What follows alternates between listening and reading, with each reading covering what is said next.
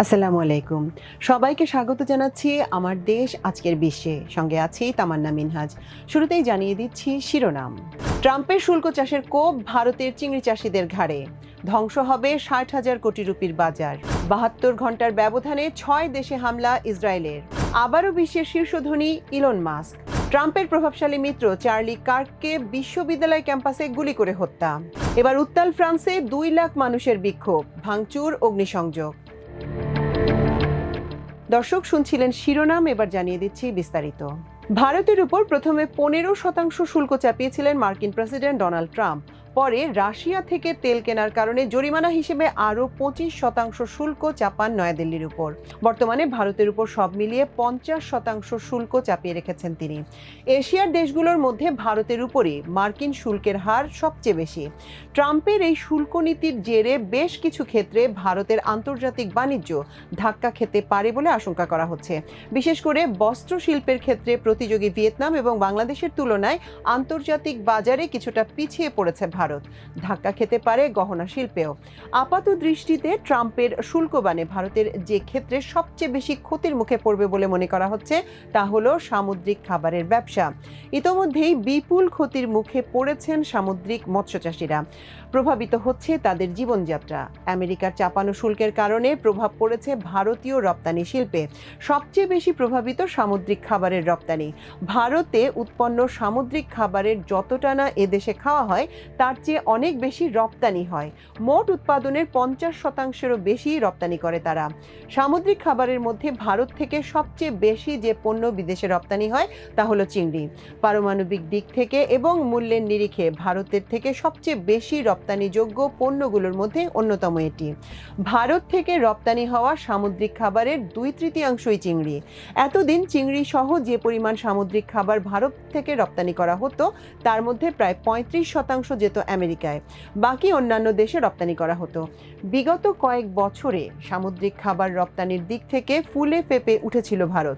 বাণিজ্য মন্ত্রণালয়ের তথ্য অনুযায়ী গত অর্থ বছরে $745 কোটি মূল্যের প্রায় 17 লক্ষ টন সামুদ্রিক খাবার রপ্তানি করেছে ভারত। এর মধ্যে চিংড়ি রপ্তানি থেকে আয় হয়েছিল প্রায় $500 কোটি। কিন্তু ট্রাম্পের শুল্ক বৃদ্ধির কারণে চাপে পড়েছে সামুদ্রিক মৎস্য ব্যবসায়ীরা। ভারতীয় রাজ্যগুলোর মধ্যে অন্ধ্রপ্রদেশে সবচেয়ে বেশি চিংড়ি চাষ হয়, তাই সে রাজ্যের চাষিদের উপরই প্রভাব পড়েছে সবচেয়ে বেশি। ট্রাম্পের শুল্ক নীতির পর ইতিমধ্যেই চিংড়ি রপ্তানি 15 থেকে 18% কমেছে বলে মনে করা হচ্ছে। সব মিলিয়ে সামুদ্রিক খাদ্যপণ্যের রপ্তানি কমেছে প্রায় 50%। কাতারের রাজধানী দোহায় মঙ্গলবার হামলা চালায় ইসরায়েল। গাজায় যুদ্ধবিরতি নিয়ে মার্কিন যুক্তরাষ্ট্রের একটি নতুন প্রস্তাব নিয়ে আলোচনা করার সময় এই হামলা চালানো হলো। হামলায় 6 জন নিহত হয়, যার মধ্যে রয়েছে হামাসের সিনিয়র নেতা খলিল আল হায়ারের ছেলে, 3 দেহরক্ষী এবং কাতারের নিরাপত্তা বাহিনীর এক কর্মকর্তা। যদিও হামলা থেকে বেঁচে যান আলোচনার টেবিলে অংশ নেয়া নেতারা। কাতারে হামলা চালানোর বিষয়টি ছিল ইসরায়েলের বৃহৎ পরিকল্পনার একটি অংশ। গত 72 ঘন্টার ব্যবধানে তেল আবিব 6টি দেশের উপর হামলা চালায়, যার মধ্যে রয়েছে ফিলিস্তিন, সিরিয়া, তিউনিসিয়া, লেবানন, কাতার ও ইয়েমেন। গত সোমবার থেকে এই হামলা শুরু করে ইসরায়েল। এদিন গাজায় ইসরায়েলি হামলায় 150 জন নিহত এবং 540 জন আহত হয়। ওই দিন গাজার একটি হাসপাতালে চিকিৎসা নিতে আসা 320 জন আহতের মধ্যে 67 জনের মৃত্যু হয়।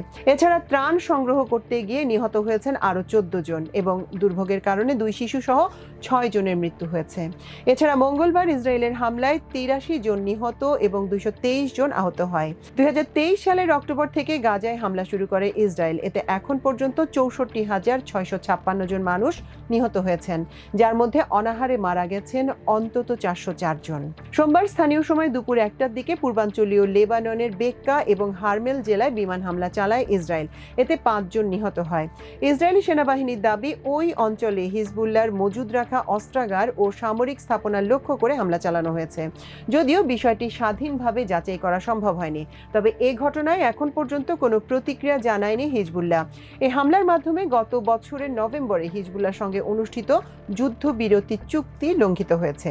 এদিকে সোমবার রাতে সিরিয়ার একাধিক স্থানে হামলা চালিয়েছে ইসরায়েল, বিশেষ করে সিরিয়ার বিমান ঘাঁটি ঘাঁটি এবং বাড়িঘর ও মিলিটারি ব্যারাকের উপর হামলা চালানো হয়। যুক্তরাজ্য ভিত্তিক সিরিয়ার মানবাধিকার পর্যবেক্ষণকারী সংস্থা এ তথ্য জানিয়েছে, যদিও এতে কোনো হতাহতের খবর পাওয়া যায়নি।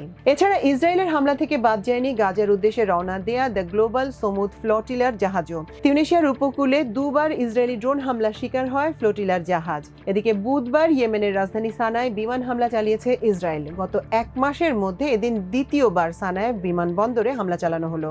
এর আগে গত 6 মে সানা বিমানবন্দরে হামলা চালানো হয়। ওই সময় টার্মিনাল ভবন এবং রানওয়ে ব্যাপক ক্ষতিগ্রস্ত হয়।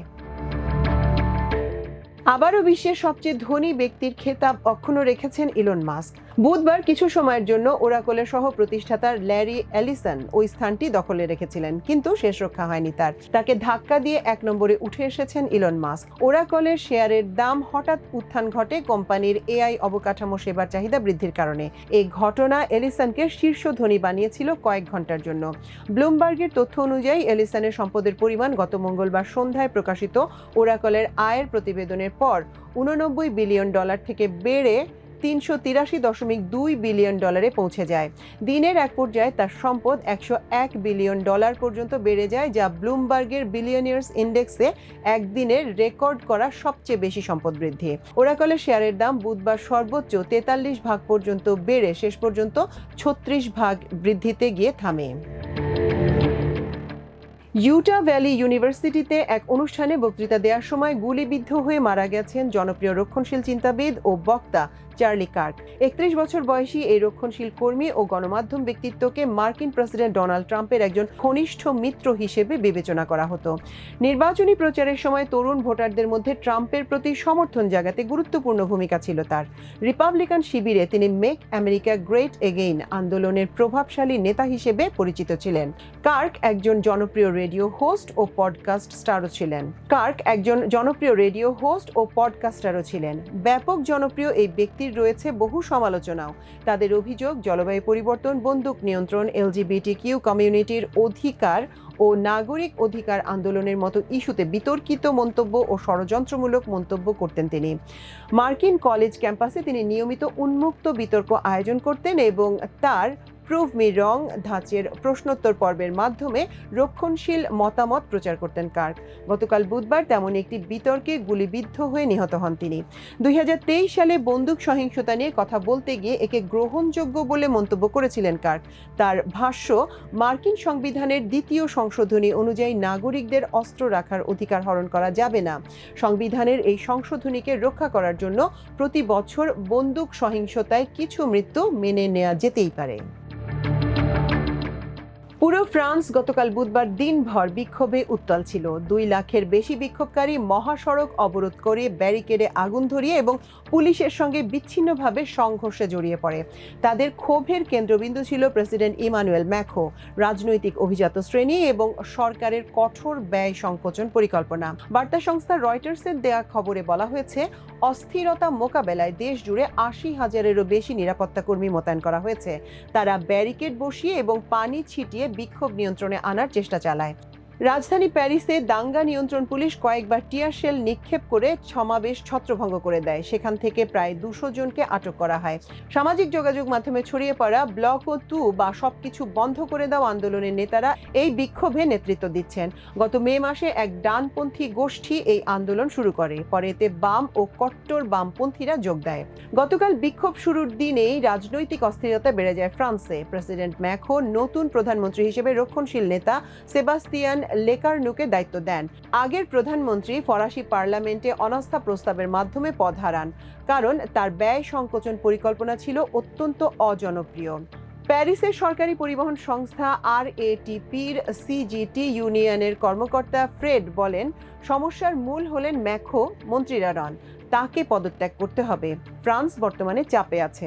বর্তমানে ফ্রান্সের বাজেট ঘাটতি ইউরোপীয় ইউনিয়নের নির্ধারিত 3% সীমার প্রায় দ্বিগুণ। ঋণের পরিমাণ জিডিপির 114% বেশি। সরকার 44 বিলিয়ন ইউরো ব্যয় সংকোচনের প্রস্তাব দিয়েছে। এই সিদ্ধান্ত বিক্ষোভকারীদের অসন্তোষ আরও বাড়িয়ে দেয়। দর্শক, আমাদের আজকের বিশ্বের আয়োজন ছিল এই পর্যন্ত। ইনশাল্লাহ আগামীকাল আরেকটি আয়োজনে আপনাদের সঙ্গে দেখা হবে। সে পর্যন্ত আল্লাহ সবাইকে ভালো রাখুন, সুস্থ রাখুন। এতক্ষণ সঙ্গে থাকার জন্য অশেষ কৃতজ্ঞতা। আল্লাহ হাফেজ।